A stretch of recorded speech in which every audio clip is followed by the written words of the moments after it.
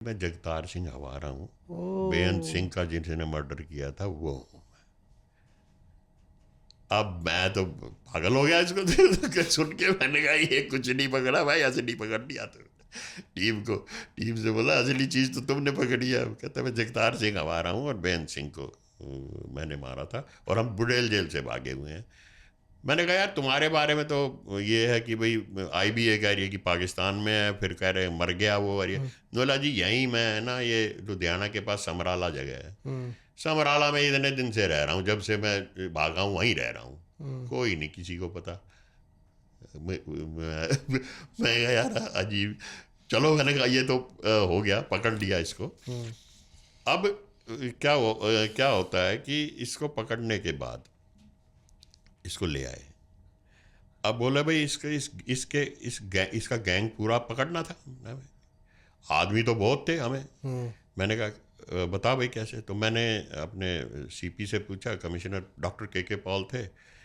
मैंने कहा सर ये इसने बताया कि पंजाब में इतनी जगह इनके आदमी है और इतना RDX है, और काफ़ी RDX था, और AK-47 general purpose machine gun और पता नहीं क्या क्या चीज़ थी।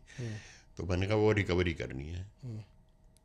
कहते हैं भाई इसको मत लेके जाओ, ये बड़ी सिक्योरिटी थ्रेट है और ये तो गड़बड़ कर देगा कहीं, तो इसको छुड़ू लिया ना इन उग्रवादियों ने मिलके तो मुश्किल होगी, इसको अभी कहीं मत लेके जाओ, तूने तोप पकड़ ली, अब तू किस RDX के पीछे पड़ लग रहा है। मैंने चलो वो करते रहे। तो मैं थोड़ा मायूस हो गया। ये सामने ही बैठा था उस वक्त जिस वक्त मैंने बात करी, क्योंकि ये कह रहा था चलो जी मैं पकड़वा दूंगा सारा। तो बोला कि क्या कहते हैं जी, नहीं जाना ना, टेंशन ना लो। मेरे को कहता है वो टेंशन मत लो, मैं अभी सारा काम यहीं करवा दूंगा आपका। जगदीर। मैंने कहा कैसे करा देगा? कहता मैं ऐसा है, फलाने SP नू फ़ोन लगाओ, SP रोपड़ नू फ़ोन लगाओ, ठीक है, और अपनी टीम भेज दो वहाँ पे। टीम भेज दी मैंने। तो टीम भेजने के बाद इसने SP रोपड़ को फ़ोन किया कि जी ऐसे ऐसे ये जगह है, यहाँ चले जाओ, यहाँ बंदा मिलेगा तुम्हारे को इस नाम का, और ये बंदा आपको सामान दे देगा, मेरा नाम ले देना, ठीक है, अगर नहीं दे तो मेरी फ़ोन पे बात करा देना।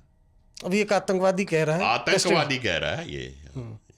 अच्छा उसका भी एक ना वही वही साइकोलॉजिकल में आप बता रहे थे ना, साइकोलॉजिकल जो वो बात रह गई बीच में, कि ये जैसे इसको पकड़ के लाया तो इसकी पगड़ी और ये सब गातरा गूतरा सब उतरवा दिया था इन्होंने, हमारे स्टाफ ने। गातरा समझते हो ना, जो कृपाण सी होती है छोटी सी, वो सब उतरवा दिया था इसका। तो ये बोला, इसको बुलाया इससे पूछताछ करने के लिए। मैंने कहा भाई बता क्या बात है?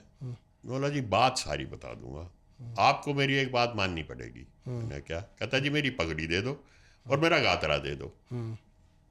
मैंने कहा भाई गातरा तो मैं नहीं दूंगा, तू मार दे किसी को जान से। तो बोला नहीं नहीं, गातरा दे दो, मेरे हाथ पे हथकड़ी लगा दो, दोनों हाथों पे, चाहे पैरों पे भी लगा दो, पर मेरा गातरा और मेरी पगड़ी दे दो, बस मेरी आपसे रिक्वेस्ट है। मैंने सोचा, मैंने कहा चल दे दे भाई। बोला जी आप बैठो। आप बैठ गए, फिर उसने सारी बात बताई।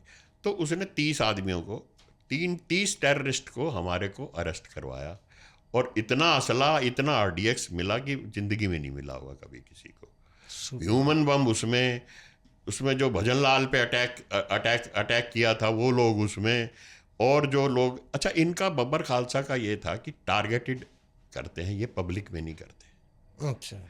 पब्लिक की इनका एक ये फंडा तो है। जैसे लिबर्टी सिनेमा में ये बात आई थी कि कैसे आइडेंटिफाई हुए। ये आइडेंटिफाई ही ऐसे हुए कि जैसे वो ये था इसका बम ब्लास्ट जो तिलक नगर और इसमें हुआ था ना ब्लास्ट, क्या कहते हैं, रजौरी गार्डन में, उसमें कोई शार्पनल और स्प्लिंटर वगैरह नहीं थे। अगर वो होते तो बहुत ज़्यादा नुकसान हो जाता। बस ये था कि धमाका करना है, मैसेज देना। हाँ। और ये हुआ ये इसलिए था तिलक इसमें कि भाई ये जो बोले सोनियाल पिक्चर आई थी उसका प्रोटेस्ट था ये। ओके। तो इन्होंने जो था उसमें भी रखा, उसमें भी ऐसी जगह रखा जहाँ पब्लिक नहीं थी, खाली रोज थी। ओके। खाली रोज थी, तो उसको उससे देख के मैंने आइडेंटिफाई कर लिया कि बब्बर खालसा का काम है ये। तो इस तरह ये लोग पकड़े गए, इस तरह ये सारा नेटवर्क ख़त्म हो गया था 2005 में।